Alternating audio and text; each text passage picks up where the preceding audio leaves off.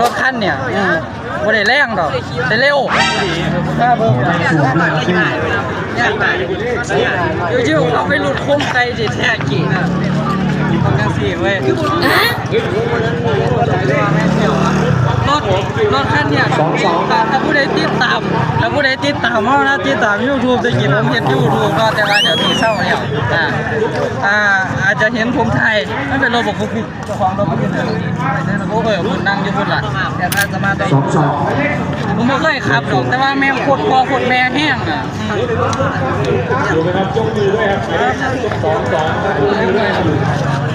สตาร์ทในฟังอยู่จะคือจังซี่จะสตาร์ทบ่ทัน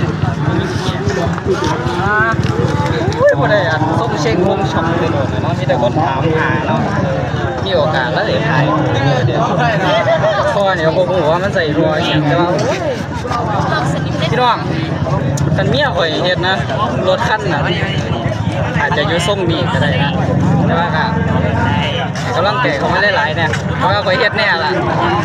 เร็วๆนี่ล่ะบ่โดนดอกจัดหน่อยทำหน่อยทรงมันได้อยู่ต้องไปผู้ชมดีได้แก่ไม่ได้ทำอะไรวะต้องไปมองเลยป่ะแต่การมาทาง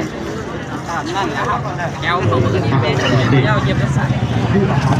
ประมาณนี้ฝากไว้นำแดกบ่ได้แรงดอกแต่มันเร็วถ้าอยากสกิดก็เจอได้นะตามนั้นนะครับสวัสดีครับ